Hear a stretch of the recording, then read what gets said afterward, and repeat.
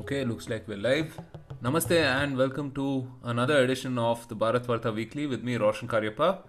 I have your guests Ashish Chandorkar and Shivatsa Subbana here with me to discuss the news and events from the week that was. In this weekly today, we'll be discussing a bunch of interesting things, including the ethanol blending target date, which has been advanced, um, Team Drastic and the Indians involved in the investigation of the Wuhan lab leak theory, the Union Cabinet's approval of the Model Tenancy Act, Indian Railways setting a record in carrying freight during the last year, GDP data, which actually indicated that we were on the path to recovery before the second wave, and of course, China's new three child policy amidst a fourth consecutive year of declining births. So, lots to discuss. Ashish and Vatsa, how are you guys doing? Hey, Carrie, all good? Correct. Good. All right. As usual, before moving on, let's talk about the couple of episodes that we put out. I think the Crypto for India episode was very comprehensive from a policy perspective. Both Ramesh and Akshay came from different, perspectives. Ramesh, of course, has been involved in policy of some sort for the last couple of decades. He's worked very closely with industry and government. And Akshay, is early Uber. He comes from the innovation startup background. And it was really fascinating to see the balance and perspectives from both their points of view, right? So definitely do check out the Crypto for India episode if you want an understanding of how India can benefit from crypto and how we can possibly adopt this revolutionary new technology or currency or asset as people may define it. What's up? What do you think about blockchain and e-governance, or should I say Ashish? I can talk about I it. think either of us can answer no, that. let's not put what's on the spot. I mean, I did this episode, so I can talk about I it. mean, I've seen it, so go ahead. Yeah. So, quite fascinating, actually. I mean, Professor Abhay Karandikar is the director of IIT Kanpur.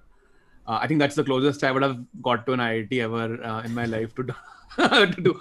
Maybe, Vatsa spoke to Professor Mahindra Agrawal, who was also Exactly. from So IIT it Kanpur. happened to us in a matter of Yeah, I weeks. think Yeah. that's like 2 weeks of being in an IIT, basically, right? But yeah, and Krishna, of course, when both Vatsa and I know Krishna, he's our ex-boss. He's a PhD in blockchain technologies. Very fascinating discussion in terms of the philosophy behind blockchain. I mean, the idea was actually to talk more about e-governance, but we spoke more about the basic philosophy of how blockchain is meant to be like a permissionless, stateless type of a construct, which is being used for governance in India, and the limitations of that and the advantages of that. So really, quite an enriching discussion. I mean, it's a little, let's say, serious discussion, but pretty enriching. Yeah. No, I think the common theme between both these episodes were both were about, revolutionary new technology, which has a lot of buzzwords associated with it and so on. But then, both were very reasonable discussions, right? Both the crypto and the blockchain one. All right, moving on. The first piece of news for this week, India has advanced the ethanol blending target date. The central government on Wednesday announced advancing the target date for achieving 20% ethanol blending with petrol by 2 years. This will make the blending regulation become applicable from April 2023 onwards. India is the world's third biggest oil importer, relying on foreign suppliers to meet over 85% of its demand. This move will help reduce the country's dependence on costly oil imports. Most of the additional ethanol will be sourced from plants such as sugarcane. What's up? What is the big picture here? So, right. I think one thing we need to be clear about is that our demand for imported oil is not coming down anytime soon. Our demand is going up by about 3% per annum. So, before the pandemic, we were at 5 million barrels a day now. And if become a $10 trillion economy, which is our goal, it will probably reach 9 million barrels a day, right? So, ethanol is one of the ways to kind of meet that shortfall. We'll also have to do some oil exploration and all of that, right? The idea of blending ethanol has been around for a while. So in 2007, the then UPA government had a target to meet this 20% by 2017. But by the time they left in 2014, we were still about 1-2% in that kind of range. In 2018, this government came up with a national sort of policy for biofuels and set the target to 2030. But the good thing for 20% blending, but the good thing is that this target has kind of been advanced twice now. First, in December 2020, it became to 2025, and now as per the latest plan it's 1st April 2023. So which means that there's a lot of good stuff happening around this area, because of which we are confident to actually reach this target. If you're looking at numbers for this year, we have been around 7-8% in terms of ethanol blending for petroleum. And there were again some logistical issues, which I'll not go into the detail of, but we would have been probably closer to 8%. And a lot of states are actually around 9.5%. The bigger states, like states and union territories like Punjab, Uttar Pradesh, Karnataka, Maharashtra, all of these are pretty close to 9.5%. And the target for 2022 was 10%. So I think that has given the government this confidence that we can actually pull the target by a couple of years, and we'll still kind of reach it, right? So I think there are few things that kind of come out as the impact of this. First is that I think it definitely helps the sugar industry. We've seen a lot of excess production of sugar in India, and it's good that some of this can be sort of diverted and ethanol can be made out of it, which again helps create some sort of rural employment. In fact, with this, sometime in 2019, the government had launched an interest subvention scheme to actually help set up these kind of distilleries in rural India. So this will definitely generate rural employment as well. In addition, not all of this shortfall will be met from sugar.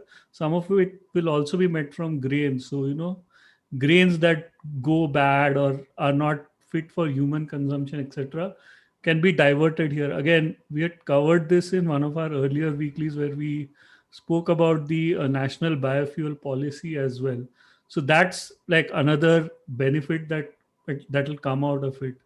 The only downside I see from this is that both, I mean, grains maybe not so much, but sugarcane is definitely a very water intensive crop. So with the kind of depleting water tables we are facing across the country, we need a way to incentivize farmers and make them move away from sugarcane. This could sort of act as a perverse incentive and lead them to actually cultivate more sugarcane, which, while it may help on the import side, could damage the ecology in some way. That's the only downside I see.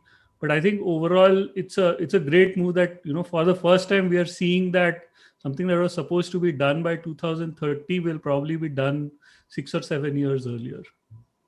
Right. Yeah, that's wonderful, definitely. Um, Moving on, this is a fascinating piece of news, actually. So, Indians are part of an investigative team that's looking into the Wuhan lab leak theory. Even as mainstream media debunked the lab leak theory as a conspiracy, there were many who didn't believe the official narrative.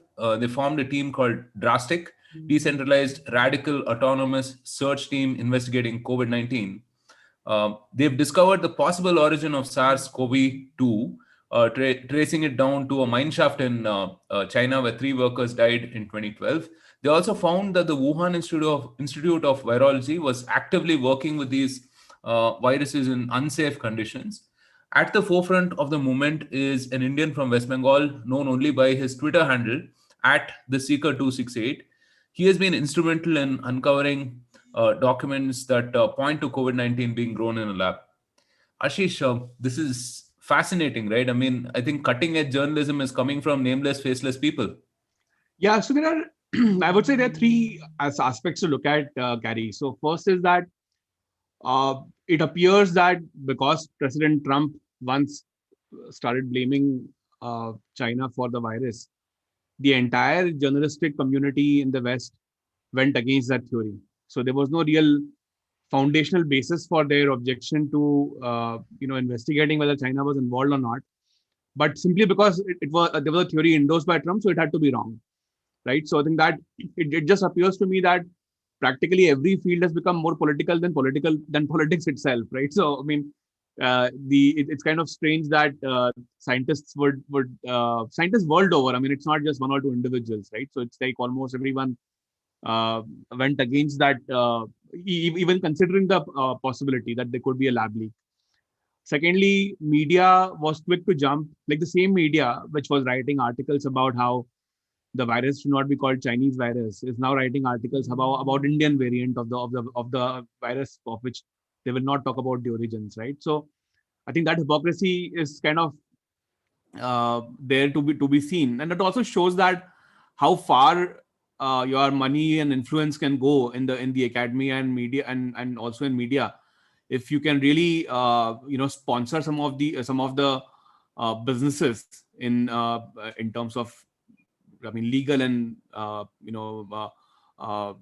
so legal lobbying per se, right? But that's what I guess Chinese influence is in the US, that the universities and the media have been very, very supportive of their point of view, but not so much the fact that there could have been a lab leak, right? So the media also really not just actively debunked the theory, they actually tried to smear anyone who was talking about it, right? So even, for example, Facebook started deleting posts, and they had a kind of a ban on anything which was talking about a human intervention to the virus and so on. So of course, Facebook has undone the ban which they had, the algorithmic ban, so as to speak, which they had earlier this year. And now President Biden has ordered a 90-day inquiry into the whole process. Now, the best aspect of this is that both these, I mean, both these quote unquote industries, media and academia, were disrupted by a set of 7-8 people who were essentially freelancers, and looking into this purely out of their interest areas, right? So you spoke about the Seeker 268. Uh, there was a story on him in the Newsweek earlier, which is how the attention was, the spotlight was brought on him. And it's kind of ironical that Indian media did not track it. It was someone in the US who tracked it, and then Indian media picked it up. And of course, there's a couple in Pune, Mona Rahalkar and her husband Rahul Bahulikar. So Mona is a researcher with the Agarkar Research Institute, and her husband Rahul Bahulikar is a scientist with BAIF, which was an agro industries foundation, which undertakes livestock research and plant-based research. So they are both trained biologists, and they've been essentially trying to uncover the same tracks which you mentioned, which is that the 2012 Yunnan mines deaths, I mean, the exploration, the deaths which happened later on, the pneumonia which those 6 miners contracted, then their investigation in 2014, and the presence of SARS-like virus and symptoms for them, which, by the way, was denied when that theory came up in early 2000s. It was very actively denied by Shi Zhengli, who's considered the apex researcher on the virus mutations and the spike proteins, etc., which are used in virus research. So she's like the main authority in China. So she denied that there was a link between COVID-19 and the previous deaths. But the fact that the mines were located, they were kind of located on maps. People tried to actually physically go to those mines because of the work done by Team Drastic. Of course, they were prevented by doing so by Chinese authorities. But very fascinating, right? So the work of 7 or 8 people have really completely moved media into action. And with a favorable political environment now in the US, they are actually finally trying to talk about it. I mean, trying to find out what happened. I'm not sure what will come out of it. It may also be the case that China was not involved in the lab leak. We don't know that yet. I mean, it's not really proven. But of course, the odds are stacked against them, given the current evidence. So hopefully, the US inquiry, which lasts about 90 days, will uncover more details. Right. All right, moving on. The Union Cabinet has approved the Model Tenancy Act. This act will streamline the process of renting property in India and aid the rental economy in the real estate sector. States can adopt the act as is with fresh legislation since it is a state subject, or they can amend their existing rent acts to factor in the new MTA. After enforcement of this act, no person shall let or take on rent any premises except by an agreement in writing. The new act will be applicable prospectively and will not affect existing tenancies. So, Srivatsa, what do you think this will do for the rental market in India? Right. I mean, before that, very interesting picture because it actually shows some of the most expensive real estate in India and also very close to places with some of the lowest rentals in India, right? Thanks to outdated rent control laws that we have. Now, on this law itself, you know that we had I mean, the Modi government has promised housing for all by 2022, and it cannot happen without renting. It's not possible that everyone in India will own a house. So, at that point when it was launched, it was decided that 20% of the total housing stock that would be created exclusively for rent. And I mean, affordable rents are what is kind of needed to meet this target. So there was some money set aside and all that. India's rental market is also pretty kind of fragmented, right? I mean, in the cities, it's about 30% properties that are rented, whereas if you go to rural India, it comes down to about 5%. There just aren't enough properties available. And a lot of this has to do with lack of clear laws. The laws vary across states a lot. There's almost too much power that rests with the tenant. Litigation is long and painful, because of which a lot of people just don't prefer to give their property out on rent, even if they lose some income from it.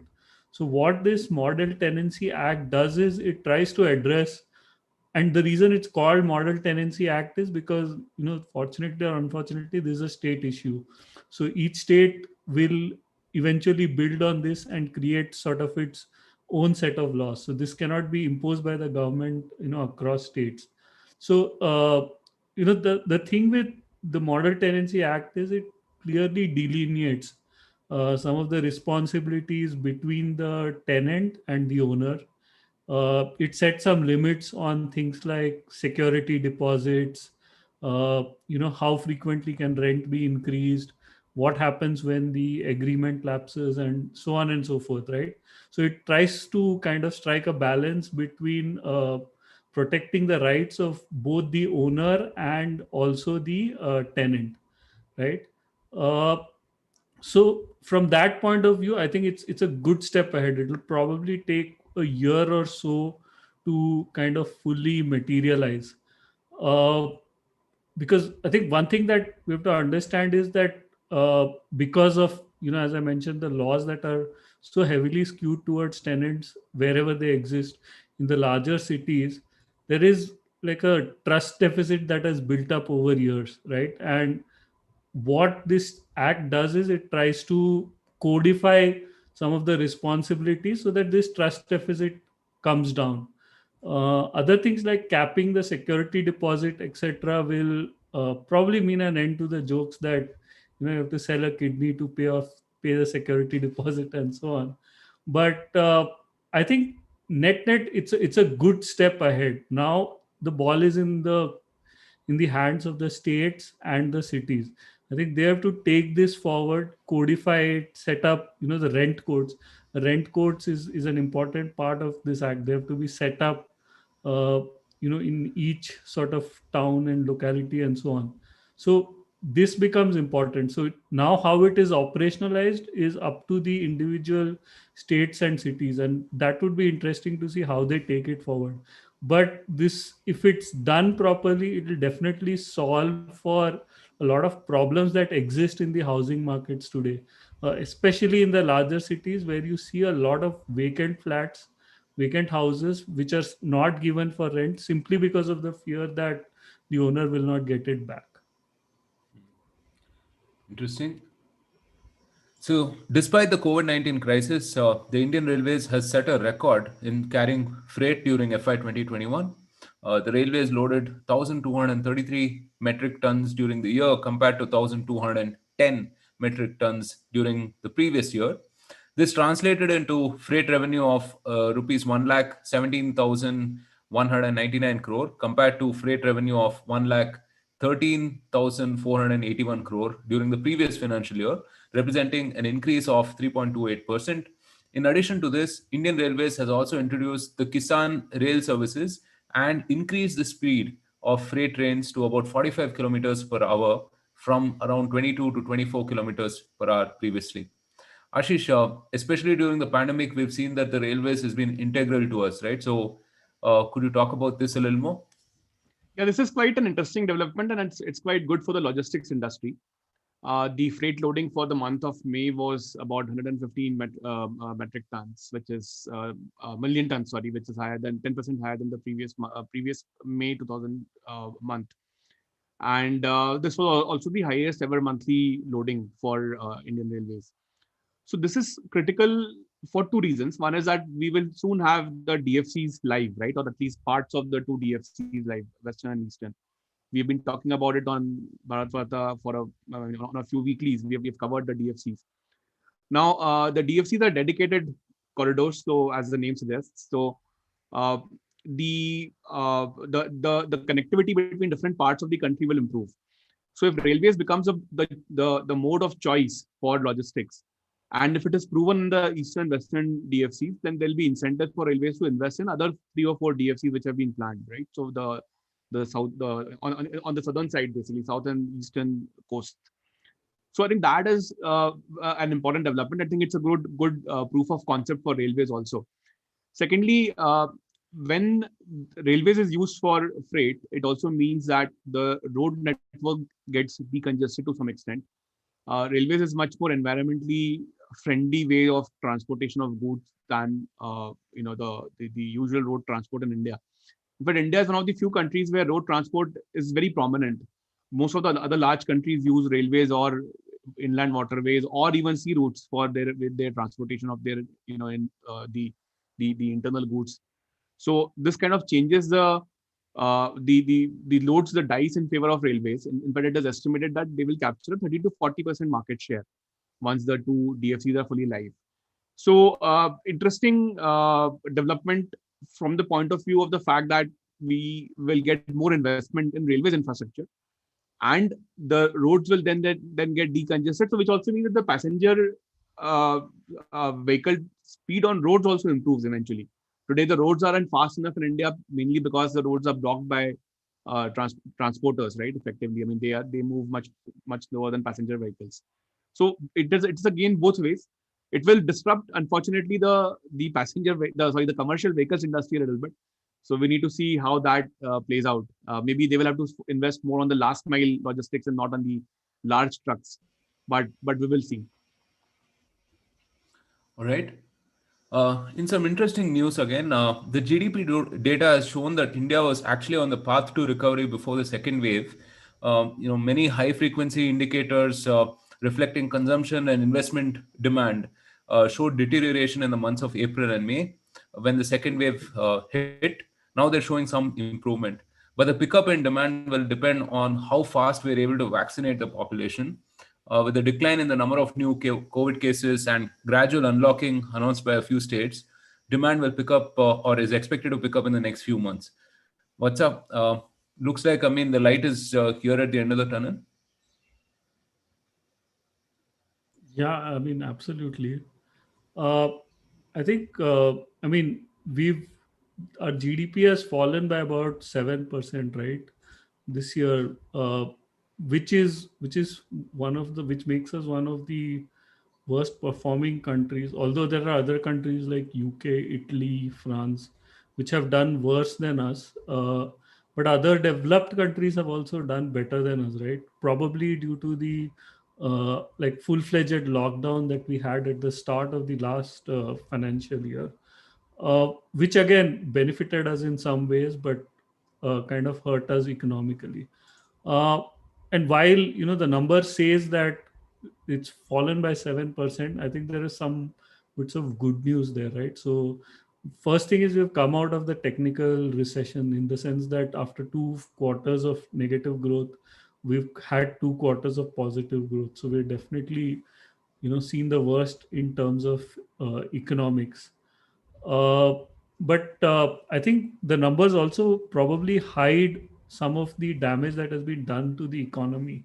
We don't know the extent, in terms of the loss of capital stock, how many businesses have shut down, how many of them will they ever open again, and so on. So at this point, I think RBI has done its bit. It's held rates constant and will probably hold rates at this low level for some time now. So the government has to now kind of step in and do its bit through stimulus spending, because private consumption has definitely fallen. So at least that's what the numbers are indicating. So definitely government spending will have to go up. RBI has lowered its growth estimate for this year, that is 21, 22, to around 9.5%. But at this stage, in terms of like the real income, etc., we are somewhere at 2019 levels. So we've literally lost like 2 years because of this pandemic, right? So I think RBI will continue to do its bit. It will probably also need to, help out the government with buying bonds, etc., maintaining the stability of the financial system. If it does it bits, I think the government is just waiting for the lockdowns to end to announce a new set of measures. I think we will see some more industries probably open up for PLI. These kind of things will happen, and I think the worst is kind of past us. Vaccination, we're doing really well. I mean, Right. if you see the last few days, we are doing like 3 to 4 million Yeah. people a day. So, which is phenomenal. I mean, unless you kind of believe the Chinese numbers, I think we were doing it probably the fastest in the world. So, I think we will definitely get to that stage of 40-50% of the population vaccinated with the supply constraint, etc., kind of behind us by maybe October, November. So yeah, I think things are looking much better again. All right. And finally, China has introduced a new three-child policy amidst fourth consecutive year of declining births. The country has been facing issues regarding an aging population and a shrinking workforce, which is, of course, a huge problem for the manufacturing-focused country, right? Ashish, this is a step deviation from what they've been doing earlier. What does this mean? So China had a one child policy in late 1970s, right? And they revised it to two child in 2016. Now, this decade, for the first time ever, the working population in China has declined. So in the age group of 15 to 59 years, which is what they call as working population, they've had a net loss of about 45 million workers in that segment, which means that they've become older and there aren't enough births. The birth rate has now fallen to almost 1.2 in China. It means that the wages are bound to go up, inflation is bound to go up, and China, which had a deflationary impact on the global economy, right, because of its economies of scale and huge manufacturing capacities, that era is now coming to an end. But the reason why we are talking about this is that the contrast with India, where the working age population, which is 18 to 64 years as we define it, will actually continue to grow until 2041 at the minimum. It could be a couple of years here and there, but I think that's like the current estimate.